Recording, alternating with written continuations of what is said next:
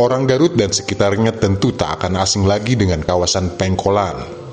Kawasan yang berada di Jalan Ahmad Yani ini memanjang dari kantor pos sampai perempatan Sukaregang dan merupakan kawasan vital yang menjadi pusat perdagangan paling sibuk di Garut.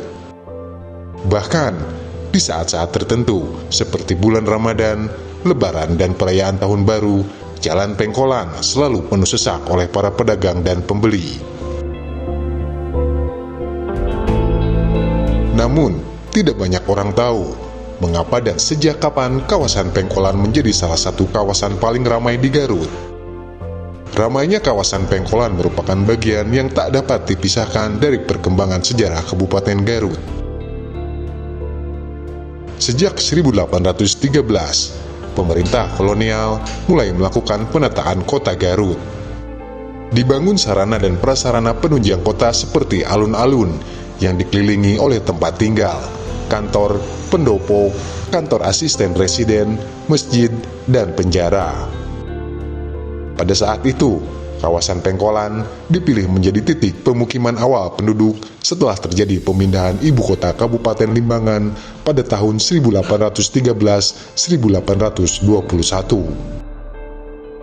Memasuki tahun 1920-an, Pengkolan berkembang menjadi kawasan yang sangat ramai sebagai pusat perdagangan. Didominasi oleh para pedagang Tionghoa yang banyak memasuki wilayah Priangan pada akhir abad ke-19. Pada masa itu, pemerintah kolonial memang sedang berusaha meningkatkan perdagangan, sehingga untuk tujuan tersebut secara terbuka membuka pintu bagi para perantau Cina.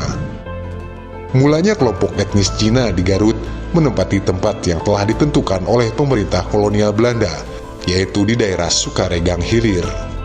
Namun sekitar tahun 1920 sampai 1930-an, kelompok etnis Tionghoa lambat laun mulai banyak yang berpindah tempat tinggal ke sekitaran Pengkolan. Mulai saat itu, mereka mulai membuka toko di sana.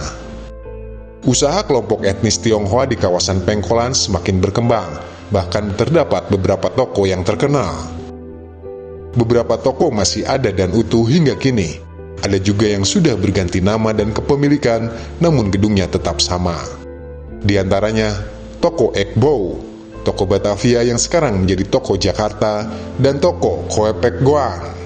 Rata-rata menyediakan bahan-bahan kebutuhan pokok. Ada juga toko Bandung, milik Kyo Honggan, yang menjual bahan sandang dan penyalur sarung cap padi. Lalu pabrik kecap milik Kim Song yang kini menjadi bengkel motor Ultra Jaya di kawasan Ciledug. Tak hanya orang Tionghoa, ada juga orang Arab yang membuka toko di sana. Salah satunya toko Majapahit milik Muhammad bin Salim yang berdiri sejak tahun 1925. Sementara orang-orang pribumi berdagang kecil-kecilan lewat tanggungan atau gerobak di sekitar Pengkolan.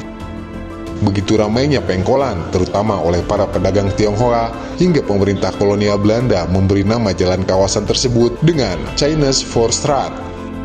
Hingga kini, kawasan Pengkolan masih menjadi titik keramaian dan kawasan perdagangan paling penting di Garut.